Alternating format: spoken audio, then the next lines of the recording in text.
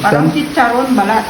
Luto serya na naman ito at another mukbang na naman, of course. At meron nga tayong banana dito, saging na saba na hindi pa hinog at binigay nga ito ni ate. Ayan na nga, lulutuin natin at gagawin na naman nating banana chips at lalagyan nga natin ito ng cheese.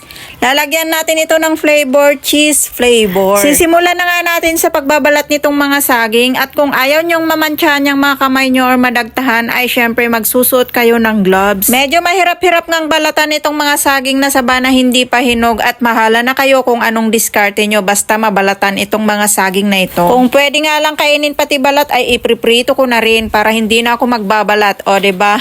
Ayun na nga, nakadalawa na ako sa pagbabalat nitong ating mga saging at kailangan nga nating ilubog sa tubig para naman hindi mangitim. Sisimulan ko na ang hiwain itong ating mga saging at ayan na nga, dapat ay maninipis nga lamang yung gagawin natin para naman maging crispy siya. Ganyan nga dapat kaninipis yung ating paghiwa para naman talagang malutong na malutong siya pag prinito na natin. Isinalang ko na nga pala itong palayok, pinainit ko muna bago ko ilagay itong ating mantika. Kailangang mainit na yung mantika bago natin isalang itong ating mga saging. Isa-isa nga yung pagsalang ko para naman hindi sila magkadikit-dikit. Steady lang ang ating apoy, nasa medium heat lamang at kailangan nating balibalik ta rin itong ating mga saging para naman pantay-pantay ang pagkakaluto nito. Kailangan na mainit ang ating mantika bago natin isalang itong mga saging para naman hindi niya sipsipin ang mantika. Mabilis lang naman ang pagluluto nito at nakadalawang salang na nga lang ako kakadaldal ko dito. Charot. Eto na nga yung dalawang batch na aking niluto at taste test na tayo. At eto nga yung dalawang batch na ito ay cheese flavor. Yes, lalagyan po natin ng cheese powder para maiba naman.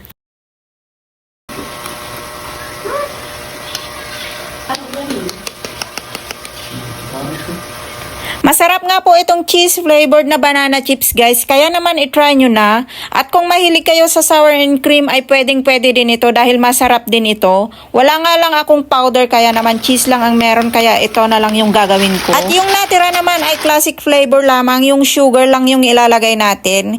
Kaya naman tutunawin lang natin itong brown sugar sa tubig tapos ilalagay na natin kapag mainit na itong ating banana chips dito sa ating mantika.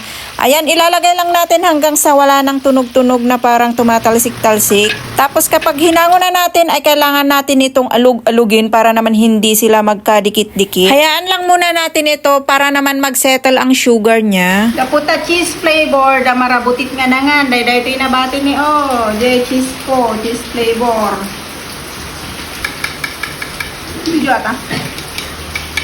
Dato inabati na.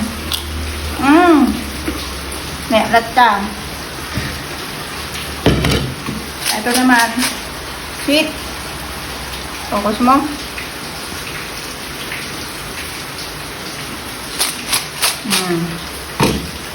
Tikman natin.